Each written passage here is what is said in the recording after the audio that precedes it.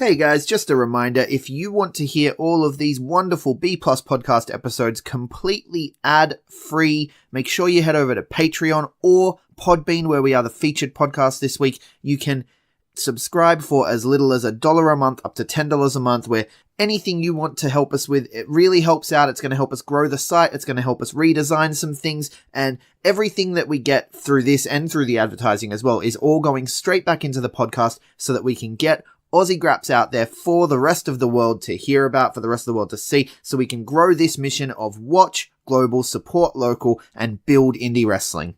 So if you want to be a part of that and get some really cool rewards like call-in shows, bonus episodes, ad-free like I mentioned, then head over to patreon.com/theb+ and subscribe today.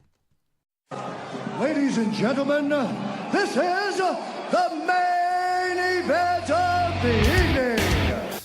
Hold one, arm drag. You're not good at this. Get out. Let me tell you a personal story about Vince McMahon. You just made the list. Oh my God!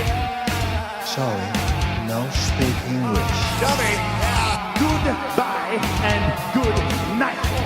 Hold two, arm bar. It's still real to me, damn it! Dummy.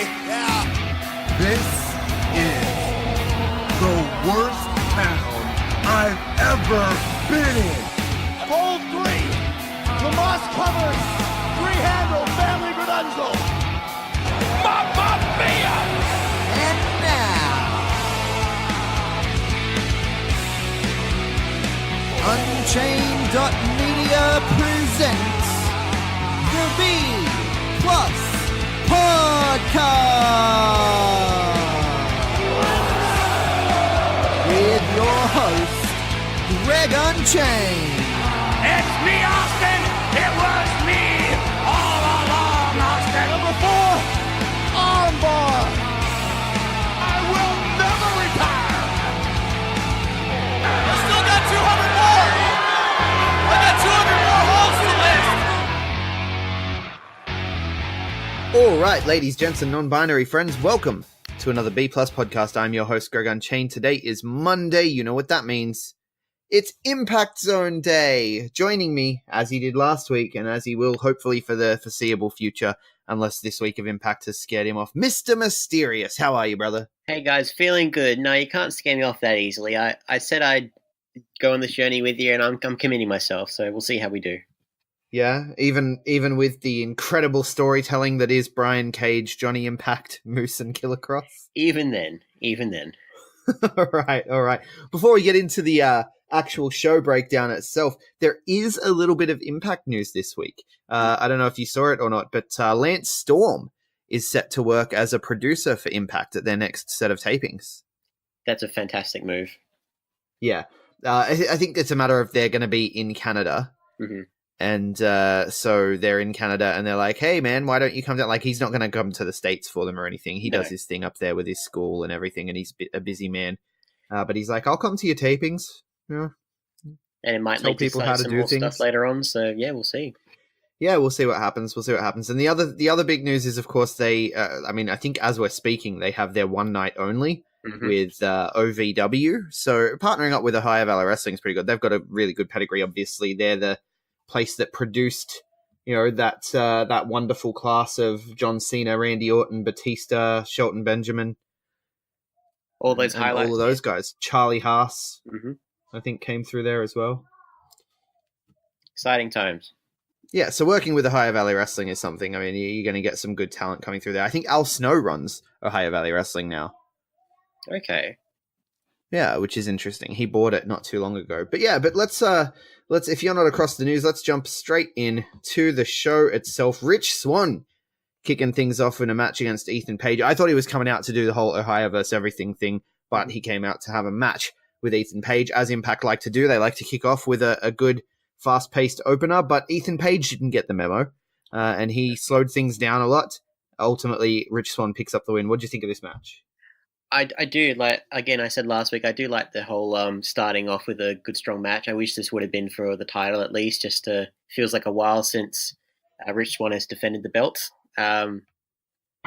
I feel like Rich Swann made the most of it, but again, like in this instance, he probably could have opened with OVE starting off rather than after the match ended. But yeah, it was a creative decision, I suppose.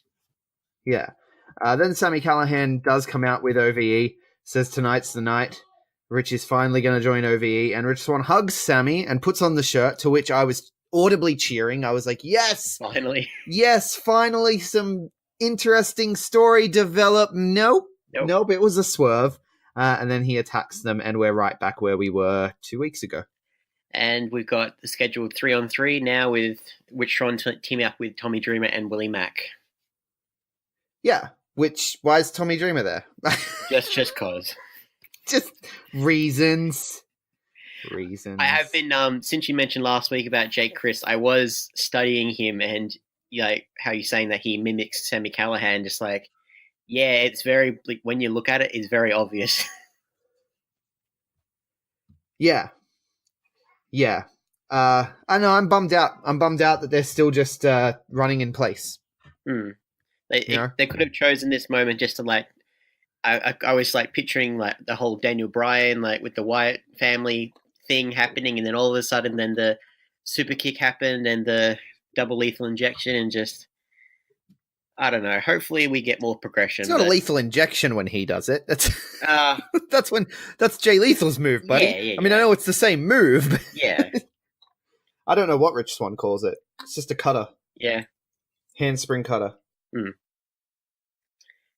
My point of reference. But yeah, like I said, it was decision. Hopefully we'll get some progression, but this is me coming into it, not much experience with Impact as of recently. You haven't been burnt yet. I haven't been burnt yet.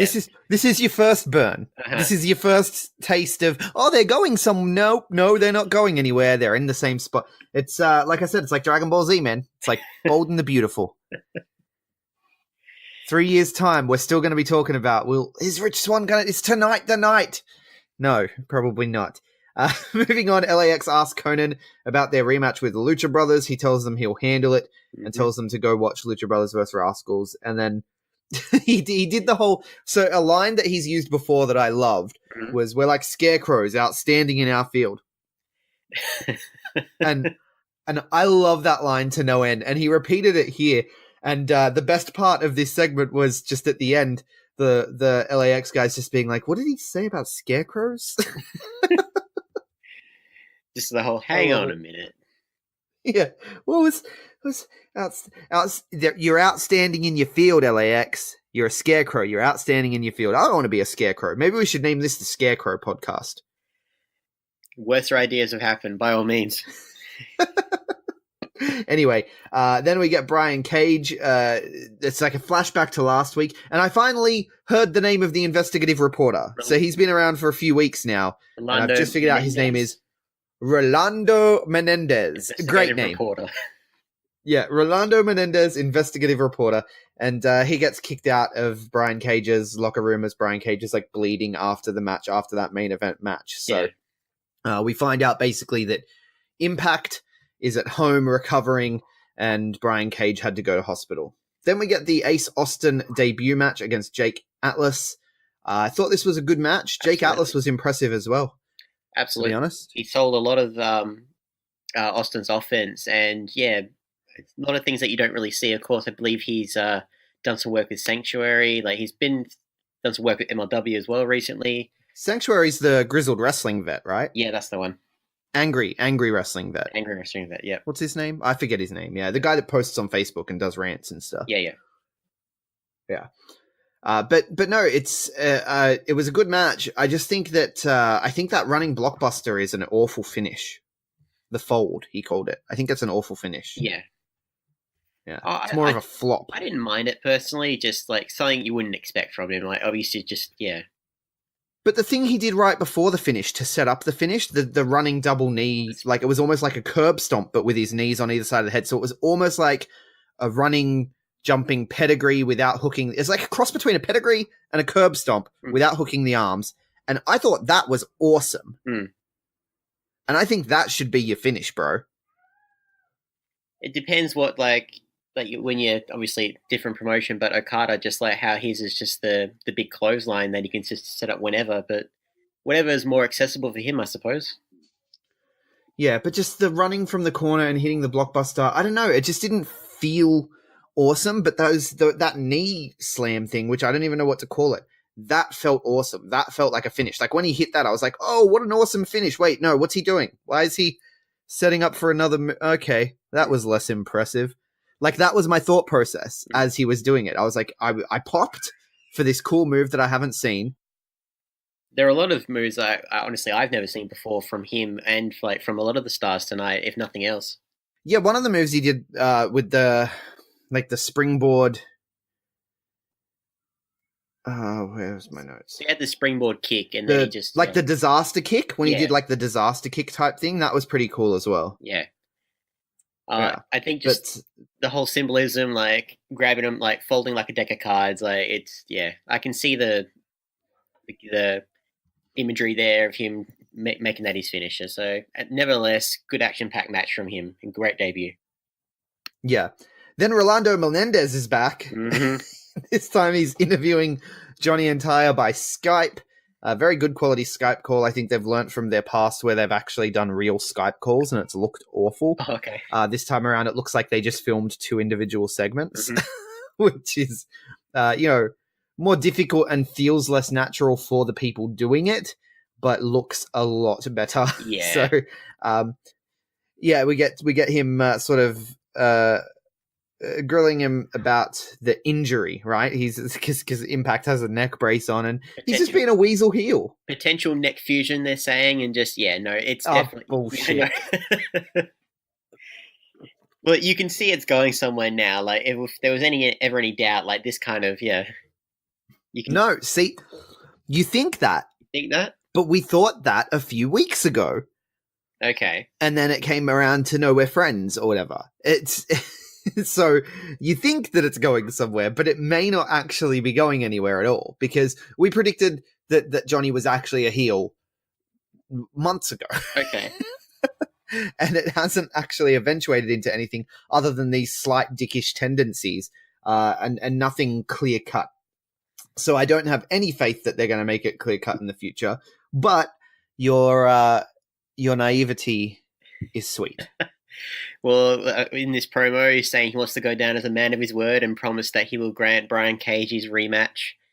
But again, he didn't exactly put away Killer Cross and Moose, who had their promo straight after this, just gloating and reveling in their brilliance. Yeah, well, they have their promo talking about, like, as long as we're around, no one's getting a title shot if it's not us. So you know that Impact's going to come back and give one of them a title shot for some reason. It's a repeat. Mm-hmm. It's literally a repeat of what already happened. It's the entire heavyweight division, ladies and gentlemen. Yeah, but we also get Reno Scum cutting a promo about how if you turn your back on us, you're going to get attacked, because that's what happened last week, right? Mm-hmm. They turned their back and they got attacked because that's what happens. And it seems that they've accepted the challenge from KM and Falabar to have a rematch. Bit of progression there. Yeah, this was actually not bad. Then we get the Alicia Edwards announcement. She comes out to thank Impact for the opportunity. She says her contract's expiring this month and maybe it's time for her to stay home and start a family. And then out come the MRA squad. Sorry, the Desi Hit squad. They're out here saying women should be in the kitchen, etc., etc. It's about time a woman here starts talking sense. Being a housewife is your job. The ring is no place for a woman, etc., etc.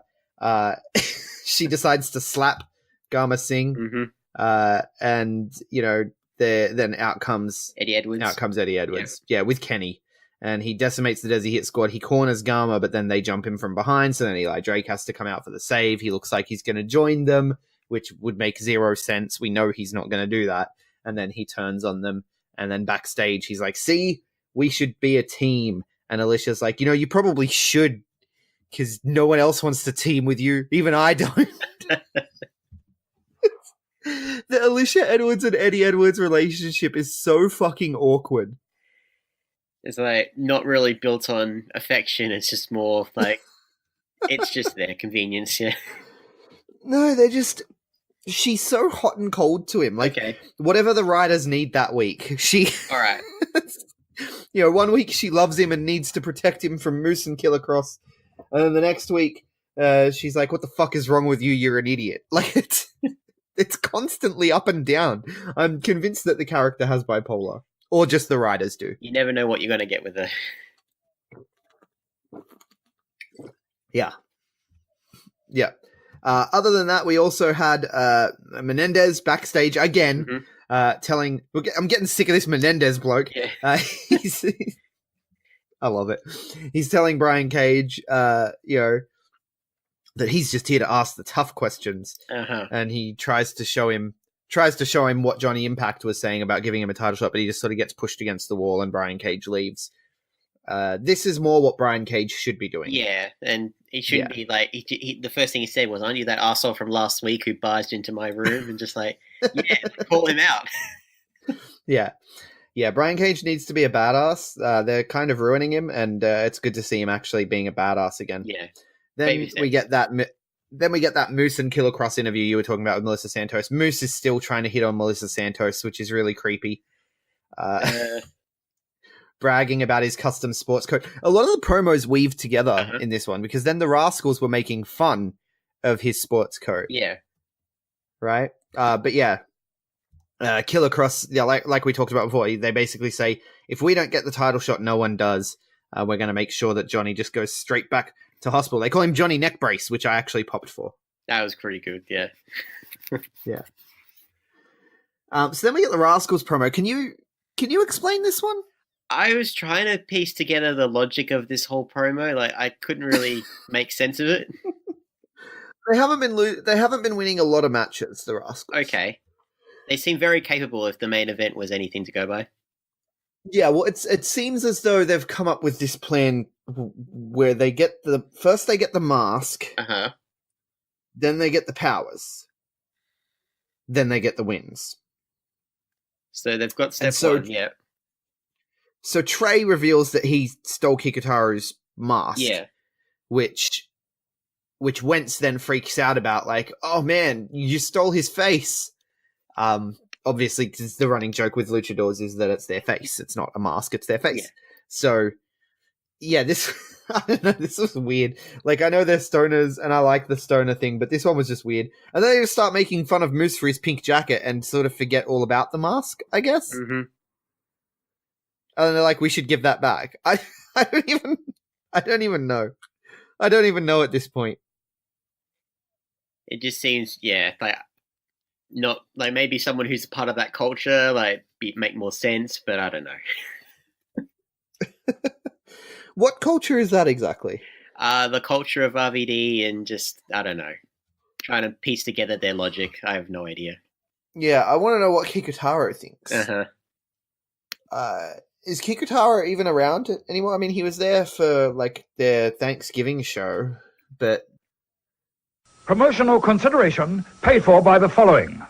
Hey everyone, just want to take a second to tell you about one of our new sponsors, Outbreak Nutrition. Outbreak Nutrition are creating supplements for survival, sharper minds, quicker reflexes, all the energy you need to take your performance to the next level, whether that be on the field, in the gym, on the gaming field. That's right, they have specifically designed gaming supplements as well to help you focus on those late night sessions. They even sell coffee, you guys, at Outbreak Nutrition. You can get coffee pods, you can get coffee beans, you can get supplements for the bedroom as well if you want to enhance your performance there. These are performance enhancing supplements for every aspect of your life, specifically designed by gamers, for gamers, to stay fit and healthy in the gym, to stay sharp and focused on the game, and to dominate in all areas of life. So check out OutbreakNutrition.com, and for being a listener of our podcast, they will give you 10% off your order when you enter the code B+. That is BPLUS at checkout.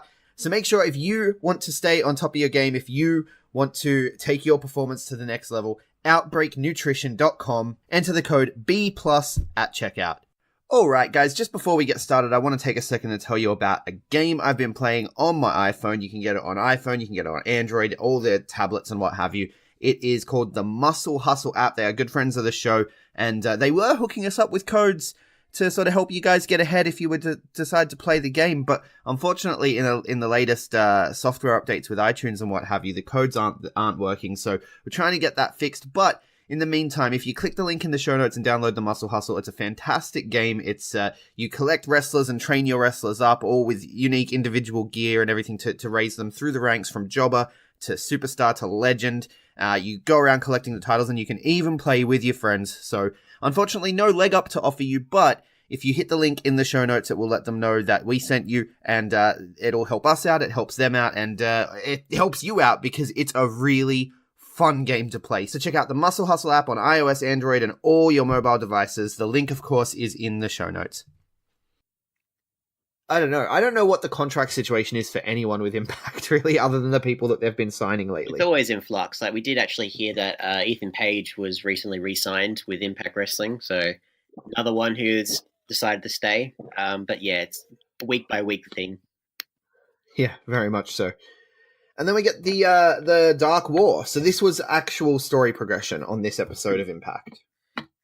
But do they always change the lights for this kind of thing, or is this just because it was the conclusion to the Dark War? Or no, they have done that in the past for like different like Rosemary casket matches and stuff like that for sure. Well, anyways, like I thought it was good. Like it took me a second to like, okay, who's in the ring, because I'm not familiar with as many of the women in the ring, but yeah, it seemed like a very good. They set the tone definitely, and yeah, the creep factor is through the roof. I loved it. Yeah, so it was Su Yung, Ali, and the Undead Maid of Honor, who appears to be a different Undead Maid of Honor this time to the last time we saw the Undead Maid of Honor, unless she just dyed her hair. And they were, of course, facing off against Rosemary, Kiera Hogan, and Jordan Grace, and they were fighting over Ali's soul. You would think that Ali would not be able to be involved in the match. Yeah. Since it's her soul that's on the line. But, hey, you know, limited women's division. Would you have rather had Father James Mitchell on the corner, or? I don't know. Sue accidentally missed her own bridesmaid, and Rosemary ends up winning the match and ultimately winning Ali's soul for their team. So we have actual development now. It looked like Ali didn't want to go because it's not really Ali's soul. It's kind of just the husk that Ali's soul used to live in, because Ali's soul is still trapped in the underworld. I'm a bit murky on the metaphysics of it. But we talked about how it's like possession, just saying that no, she's my friend. Like she literally after the match, like got a dog collar and just dragged her outside the ring. So it's definitely her friend. It's definitely still like a forced sort of thing happening there. And we'll cut ahead to their little backstage segment. They have a backstage segment later where Kiera's asking what's next, because obviously she's looking at Ali and going, well, this still isn't Ali. Yeah. And Rosemary's like, now you go home, like I said. And Kiera's just like, no, that's my friend, and there's still work that needs to be done because it's just her body. We still need to get her soul. And Jordan's like, yeah, look, I don't know about any of this. This is kind of... She's just in the background, just like, you do you guys. Well, she actually at one point was just like, this is above, like, this is out of my area of expertise. Because her area of expertise is, you know, punching people in the face and driving their head into the mat. Which she does very well. And she's good at that. Well.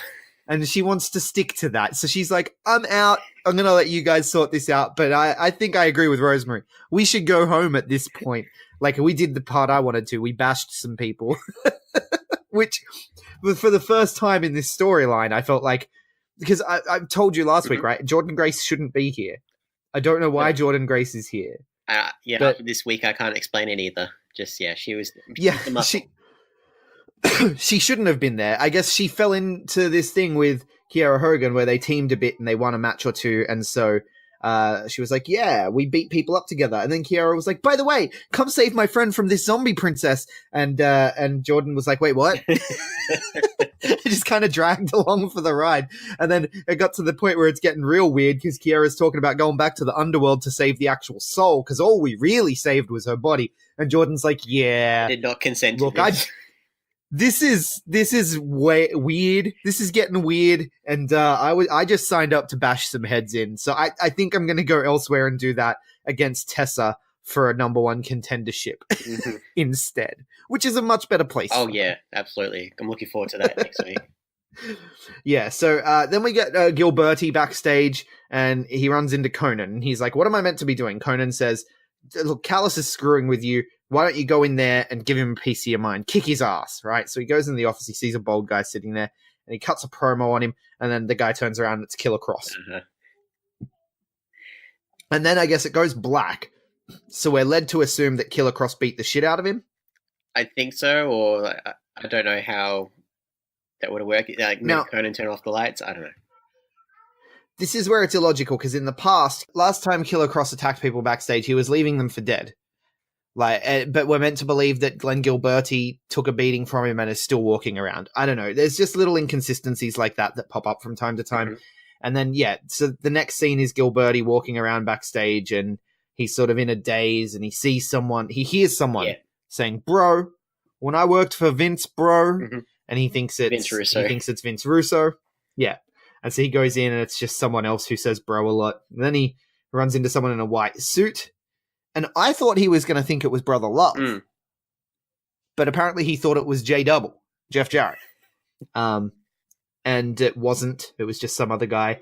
And then, probably in the most shocking of the three, This one he sees me a bit. he sees who he thinks is Matt, Nick, and Cody, and he explicitly says, "Does AEW have any openings? I think I'd make a great executive vice president." So he's picking fun. The Impact creative team are picking fun at AEW, and they turn around, and of course they're not actually those three. No. What did you think of that part? Do you know who the wrestlers were, first off? Or I think it was just staff people. I don't think they were wrestlers. Okay. Of course, the Lucha Brothers are going to be part of All Elite Wrestling, so there is going to be some kind of working relationship with some of their talents. So I think, they have a bit of license to name drop them, but it seemed just... How amazing would it have been if it was actually them? No, but it was really funny, because it's one of those things like on Being the Elite, they'll have Triple H show up, right? And so they appreciate that kind of thing. And I did see Matt Jackson responded to it on Twitter. Like, Impact sent the highlight video out, and he reacted to it just with a laugh react. Mm-hmm. So I feel like they got a cheap pop out of it themselves. I'm sure they would have enjoyed it. Yeah. All in good fun. It didn't seem like there was anything malicious behind it. It's just, a bit of no, not at all. Thrown out of whack. And then, and so then Glenn Gilberti sees Scott Del More, and he tells him Callis is at ringside doing commentary. So, Disco just automatically assumes, well, that's where I'm supposed to be then. So he goes out to look for him. Then we get the Scarlett Bordeaux segment where she's going to come out and be interviewed by Josh about who her opponent will be. She talks about choosing herself. Like, did you see these guys? They were falling all over themselves. Of course I had to pick me. And when he asks her who the worst person she saw apply was, she said probably Disco Inferno. Mm-hmm. At which point Disco gets in the ring and continues his Twitter gimmick saying that women's wrestling hasn't been good since they had bras and panties matches. Mm-hmm. She slaps him. They go back and forth, and they end up agreeing that Glenn Gilberti will be Scarlett Bordeaux's first match on Impact. I'm not too sure, if did we find out about this early on? How would Disco Inferno, his comments, whether it would have worked better, after this, he starts saying all this stuff about women's wrestling? Yeah, I don't know. It came out pretty early after he made those comments that it was all for an angle. Yeah, so we knew it was coming. Yeah, we kind of knew it was coming, but at the same time, I feel like this is intergender wrestling done wrong for me, because I like intergender wrestling where the men and the women are on an even footing and they are even competitors. Intergender wrestling to me is, Jordan Grace and Brian Cage facing off in the over budget battle royal at All In, right? Where she picked him up and was an absolute badass. And it was believable that she could have eliminated any man in that match. Absolutely. Right? This, however, is, Glenn Gill, it's reminiscent of, what's his face? Chinless child abuser pedo guy. In Impact? No, James Ellsworth. Oh, okay, yep. It's reminiscent of James Ellsworth, right? He's such a pathetic specimen, and that we've been led to believe is a pathetic specimen. He's been built as a loser, and now he's going to face off against women. Yeah. It devalues the woman, right? Why would Scarlett Bordeaux want to get in the ring against Glenn Gilberti? He's a loser, right? she should want to get in the ring against someone who's good to prove that she's good. I don't know. It's, to me, this is intergender wrestling where, they do a pathetic man versus a woman, and that's just not the way it should be done, in my opinion. No, there's no right or wrong way to do wrestling. There's not. But this, to me, is devaluing rather than empowering. The setup for it, and Scarlett tried with what she had, just trying to make it seem like it was the right thing to do to set up this match. And who knows, maybe was it against all odds? Maybe that will be it will turn out better than we think. But well, if it's just a quick squash match and she puts him out of the way and then moves on, then sure. But I question whether it really needed to be done in that case. Probably not. I was looking for an actual women's match, but yeah. She could have easily had a good opening match with Kiara Hogan or someone like that, but it is what it is. So then we find out in the interview with Tessa that Tessa's going to go one-on-one with Jordan Grace. Mm-hmm. And I assume that's happening next week, and then 3 weeks' time, the winner will face Taya. Yes. And so Ty is till the last minute as well, defending a title. Yeah. Yeah, and so Tessa says that she should be champ already anyway, so this is bullshit. Which, I mean, she's yes, right. Absolutely. Yeah, and then we get the main event: Rascals versus Lucha Brothers. Quick match for a main event. Only about 10 minutes, but a lot of action packed into it. Yeah, a lot of action for sure, but I still felt like this was nowhere near what these two teams can do together. I've only just based from what I've seen, obviously, it was on the Lucha Brothers part, it was really good. Did you notice their masks, by the way, when they came to the ring? It was what about him? So Phoenix, his was inspired by, I think it was Venom, and if you see on Pentagon's, it was inspired by Carnage as well. And earlier in the night with, I think it was Rosemary's, or I can't remember whose mask, but she's was the anti-Venom as well. So there's a lot of Spider-Man imagery in this week's episode of Impact. I felt it very bizarre, but just a little nod. I thought it was good. Right. Well, when were these tapes? Were these taped right around Into the Spider-Verse? Maybe everyone was all high on the Spider vibes. They all went to a premiere. I don't know. Yeah, who knows? But no, I thought it was a decent match considering it was short. I thought that if you gave them an extra 5-6 minutes to hit that extra gear, it would have been amazing. Yeah. But it was good. Don't get me wrong, but you don't want them to have their best match here. You want them to have their best match for the titles on a pay-per-view. So it makes sense. I will say Desmond Xavier was the workhorse out of the Rascals, like we saw Wentz last week. He really saw the Lucha Brothers, however short time it was, I felt he came out looking strong with this one. I think Dez is my favorite of the Rascals, to be honest with you. Yeah. And it's not Desmond Xavier anymore. It's just Dez, Trey, and Wentz. Yeah. He's still billed as because Xavier in the United We Stand, I think it is, or... Yeah, I don't know. Impact are weird.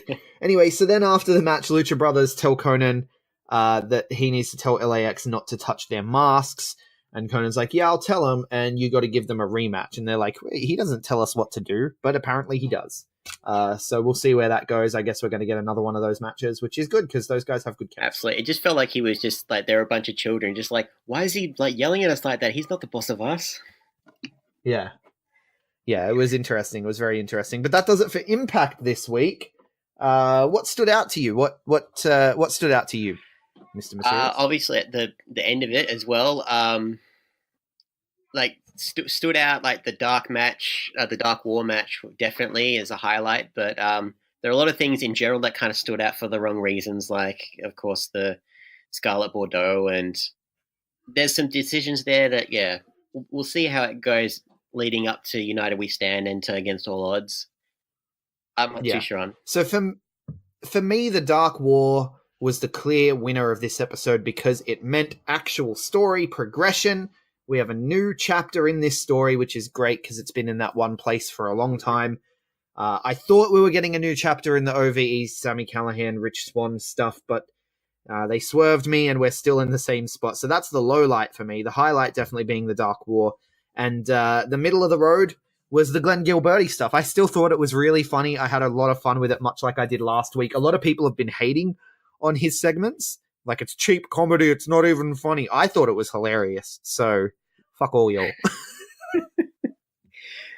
Yeah, middle of the ground for me. Yeah, I'd say Sami Callihan. The low point would be Scarlett Bordeaux. Yeah. Yeah, not a huge fan of that. Not a huge fan of that. Very, very huge fan of everything that happened with the Dark War, especially because it means Jordan is distancing herself from that and going on to the title scene, which I love. You got to think Tessa's going to beat her, though, which then the question is, where does Jordan go after that? That's a big question mark. Absolutely. Yeah. The correct answer should be All Elite Wrestling, but I don't know what her contract is.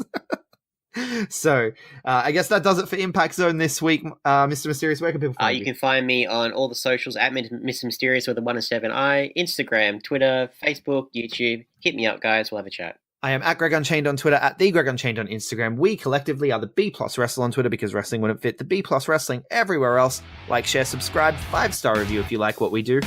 And thank you so much for listening. Hold one. Arm drag. You're not good at this. Get out. Let me tell you a personal story about Vince McMahon. You just made the list. Sorry, no speak English. Dummy. Goodbye and good night. Hold two. Arm bar. This is the worst town I've ever been in. It's still real to me, damn it. Dummy. Hold three. The moss covered. 3-handle family grudungle.